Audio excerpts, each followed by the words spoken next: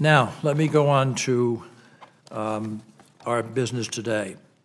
It's been just over 5 years since the original America Competes Act became law and less than 2 years since the reauthorization was enacted. Hi, Norman, how are you? I've known you quite a long time and see you very little. Doesn't matter. You're very good. Both Competes Acts have focused on basically three main goals. Number one, increasing science and research investments.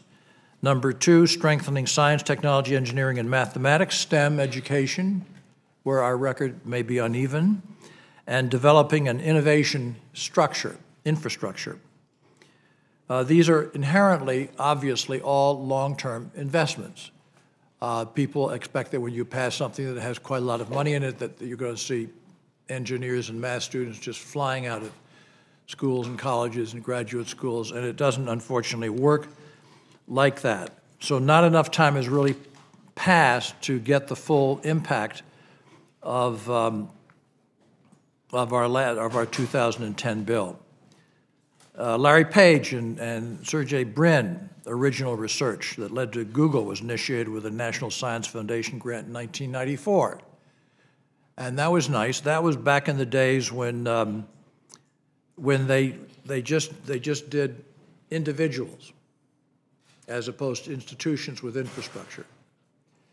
And that was a conversation that Eric Bloch and I had to have at some length, because he liked the old way, I liked the different way, and eventually, with Robert C. Byrd joining in, we got our way.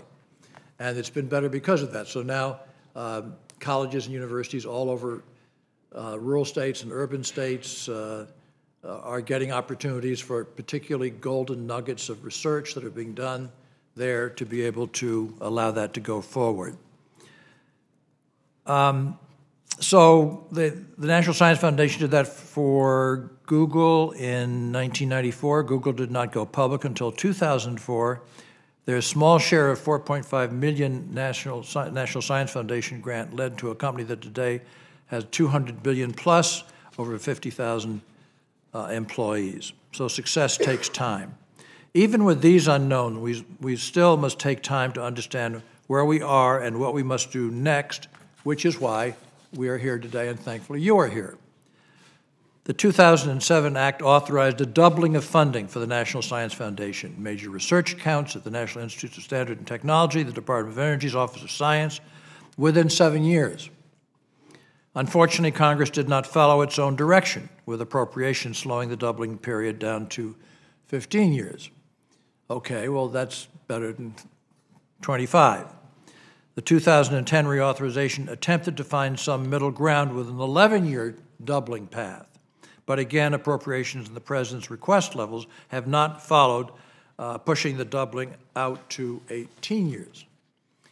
With full support for these programs, we are doing our very best to create a disservice for our economic recovery, and we don't want to be doing that.